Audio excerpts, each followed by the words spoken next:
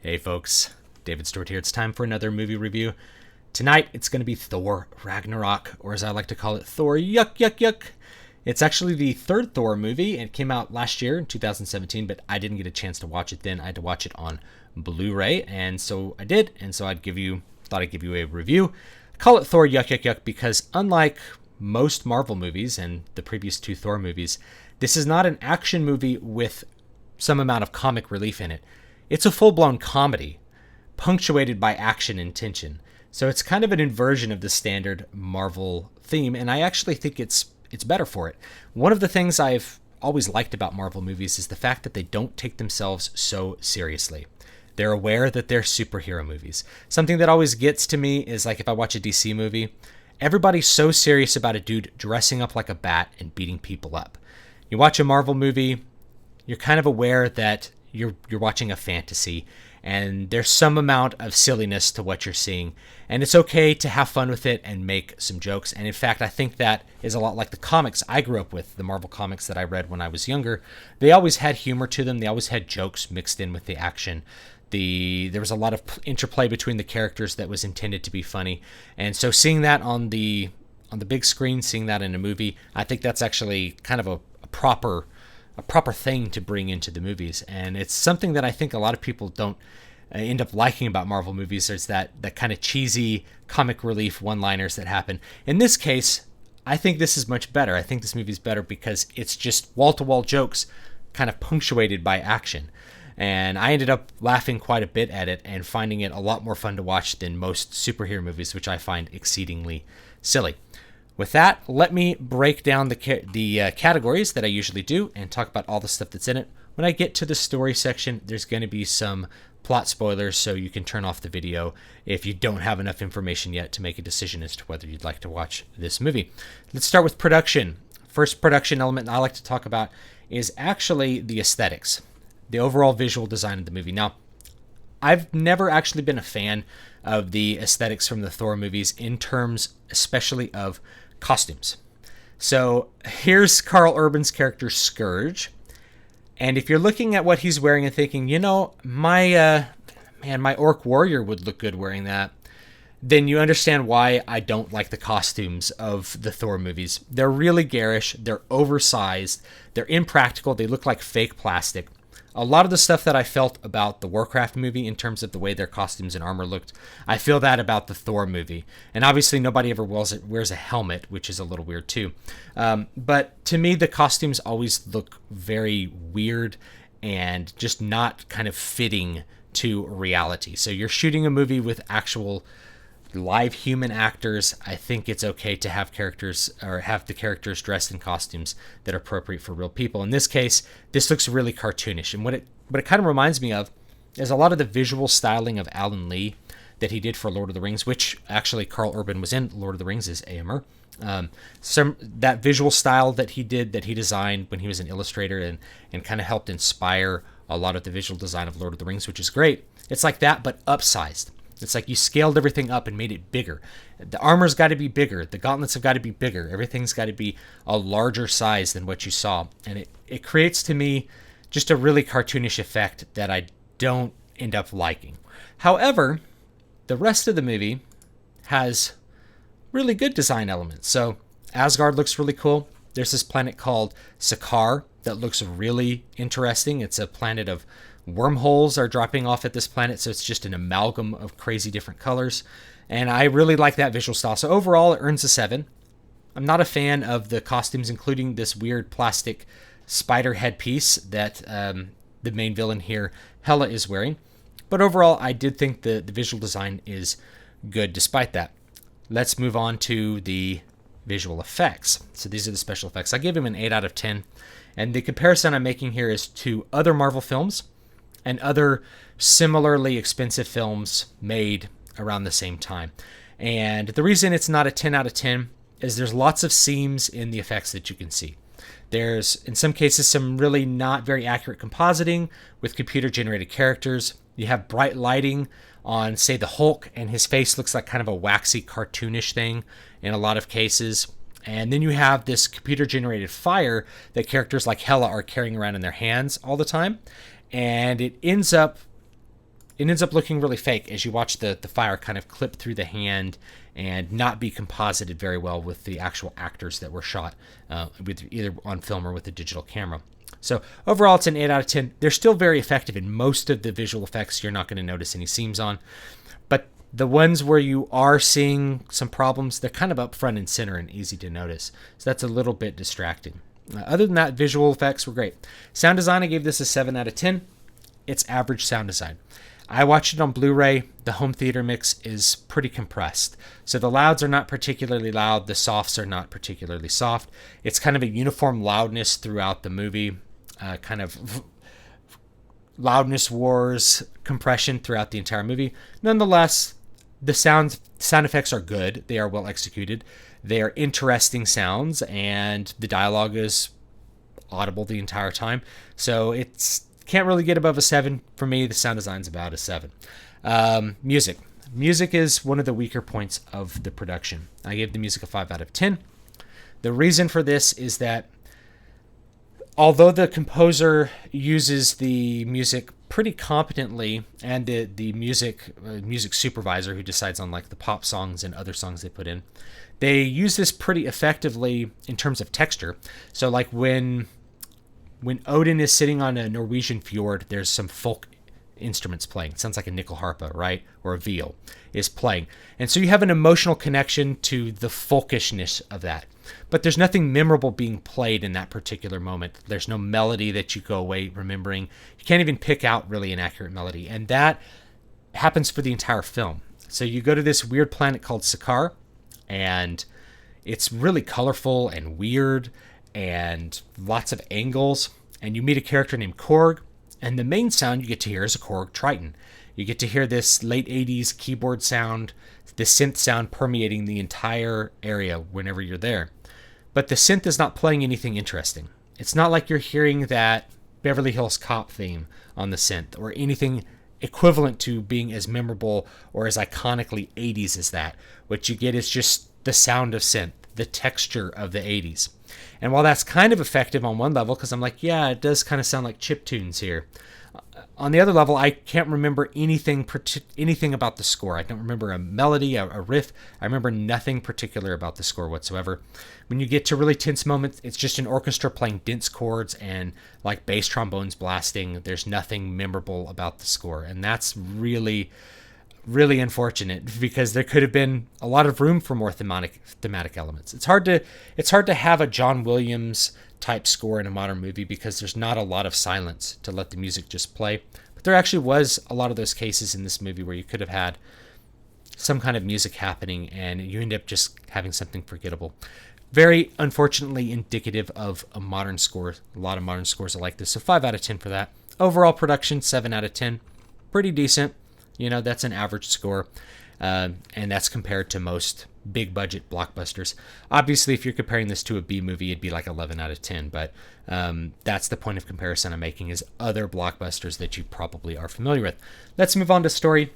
There will be some spoilers during the story section. Let's start with the setting. I'm not really going to give a score for setting, but I need to talk about the setting because if you know anything about the Marvel Cinematic Universe, they had an ongoing theme that was kind of just brushed away with this, and not just the comedy. The fact that this movie was a nonstop comedy is kind of a breaking of form, and it's very much funnier to me than Guardians of the Galaxy by a lot. And that's mostly because the characters are so much better. But they did something with the setting where they just ignored some of the things that they set up in previous movies about, like Thor using, Thor's magic was science. In this one, it's just magic. Hela, the villain, she just uses magic. She conjures up magic knives out of nowhere to kill people at will. Thor, in fact, becomes a magical being by the end of the movie. And in general, nothing's really explained. And you don't really need it to be. They, in fact, make light of the fact that they don't explain things. There's a point where Thor gets into a spaceship and he goes, "This shouldn't be any problem, just another spaceship," and takes off on the spaceship, kind of pointing out the fact that it's like, we're not really explaining how he does this. It's just, he's a god. He's what he does. So they're rather than being like, oh yeah, these are like aliens, it's like, these are gods now and they have magic. And I actually think the movie's a little bit better for that, and I think the setting's a little bit better for that. Superheroes are magical, and I think it's okay to just have them have powers. I am totally okay with that. The other thing is there's not a lot of development of Asgard itself. Asgard, to me, it's not that interesting the way that they do it. However, the Sakaar planet is a lot of fun, so I would give points to the setting for that, but I'm not going to give the setting a score. Just want to talk about it. Let's talk about characters now. Characters are both the best point of this movie and its biggest weakness, in my opinion, because there's some characters and there's interplay between characters which is just really funny and really works, and really, because of the humor and the interaction between the characters, you really care about the outcomes for those characters. And then there's other characters that just kind of fall flat. So Thor, Loki, and the Hulk, those are the three main male characters in this particular movie. And they do a really good job with it. They're very funny with each other. There's a lot of humor that's kind of driven on the backstory. The fact that this is the third movie in the series allows them to make fun of themselves in a bunch of different ways that ended up coming off kind of funny in a meta humor sort of way. The other characters, however, are kind of a mixed bag.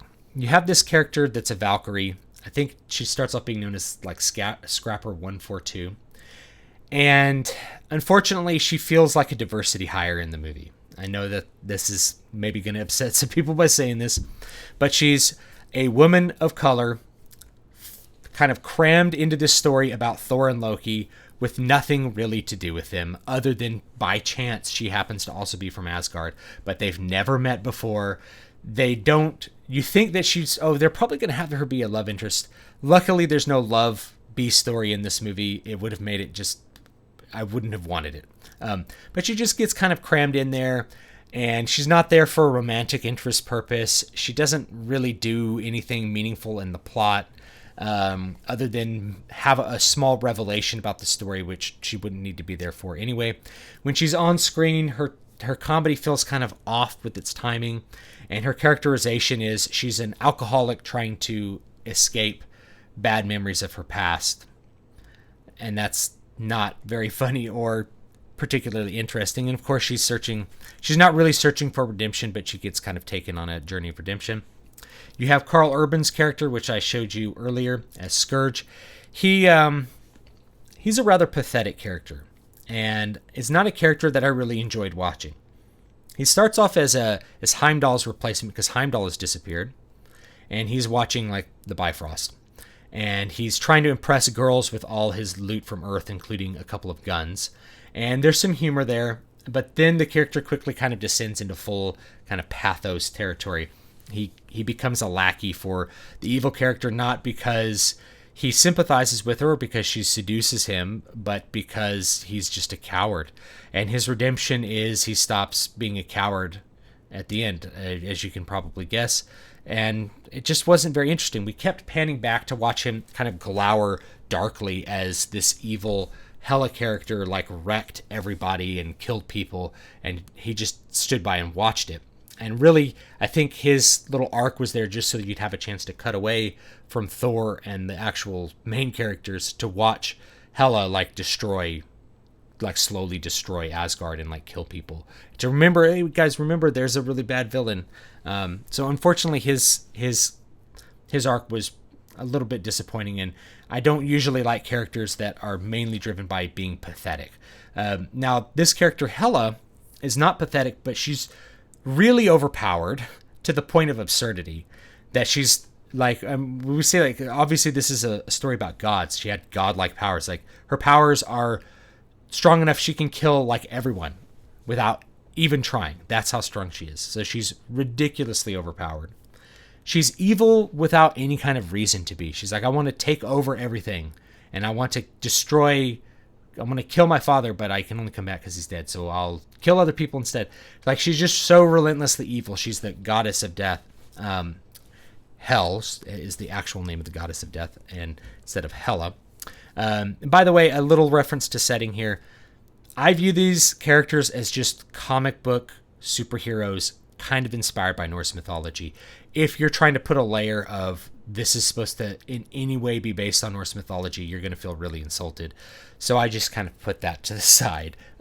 So she's a really kind of one-dimensional character, and that's kind of unfortunate. Now, the thing is, the auxiliary characters are actually quite funny. You have this character called Korg, and he's played by the director Taika Waititi, who's a New Zealander, and he's actually quite a good, funny character. He'd be a great comic relief character if the movie wasn't nonstop comedy. As it is, he just adds another extra little layer. He has this kind of deadpan approach to talking about things that are really serious and extremely fantastical. He talks about them in a very matter-of-fact way, and there's a certain ironic humor to that kind of presentation that really makes his character work. There's lots of extra little characters on this planet Sakaar, like the Grand Master. They're all pretty funny. The interaction between them, I think, is very absurd, but I ended up laughing. So that's kind of what made the movie for me and made it enjoyable. So overall, I give the characters a 7 out of 10. There's some characters that are wasted, characters that aren't that good, but then there's characters that are pretty funny and do a good job, and the characters all grow. The main thing of the plot, so let me get into plot here, is that you have this big section in the middle of the movie where the characters are exiled on this planet Sakaar that's essentially a little purgatory for them, where they all have to grow up and change the way that they've done things from previous movies in order to escape and save the people of Asgard. So the plot, or the event sequence, it's pretty competently executed, but it starts off a little awkwardly.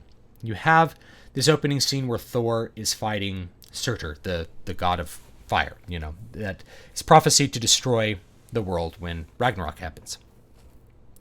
And he fights him and beats him and takes his head back to Asgard because he's having these dreams about Ragnarok happening.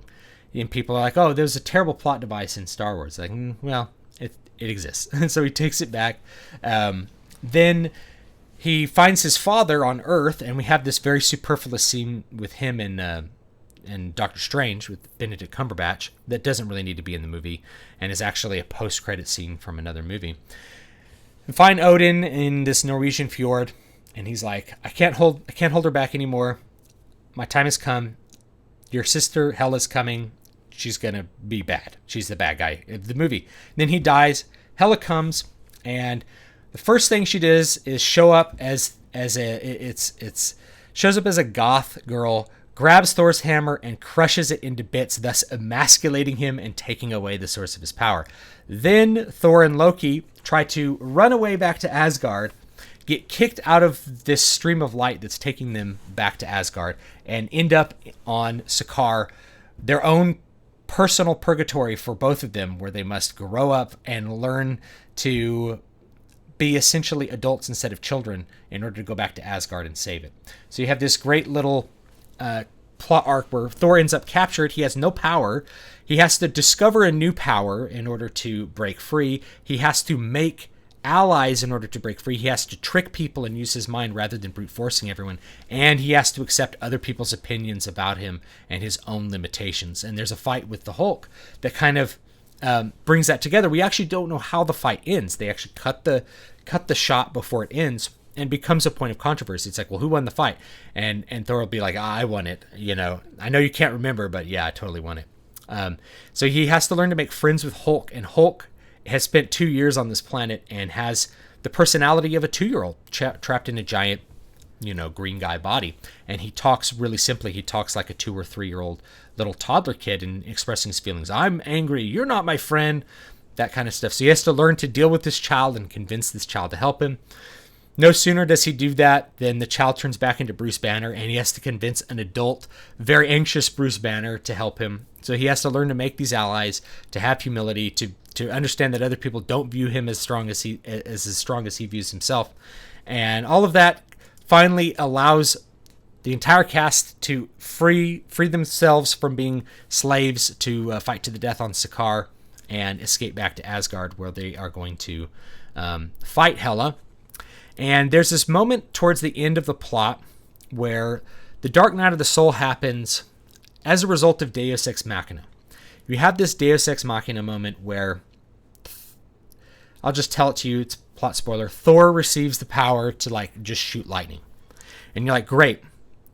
Now he can beat this hella chick. He can beat his sister. And it's like, nope, he's still not strong enough. So he has to come up with another solution.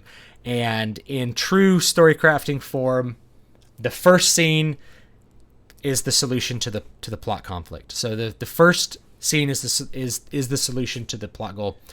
He brings back Surtur to destroy Asgard and destroy her with it, and everybody else has to escape.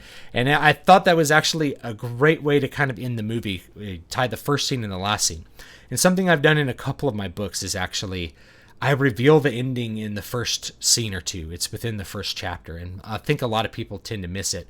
But if you can figure out that I said that in the first chapter, when you get to the last chapter, that's kind of what I want. In this case, it's quite obvious, and I actually knew what was going to happen as soon as they did it because I've used this particular plot device in my own writing. But I thought it was cool that they had a Deus Ex Machina that didn't work. It's like, no, you have the power to beat her, and it's like, nope, you don't. So I kind of like this theme of emasculating Thor by crushing his hammer.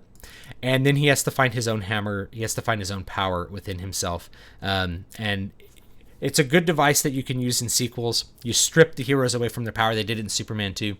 You take the powers away from the heroes and throw them in a place where they're in great danger.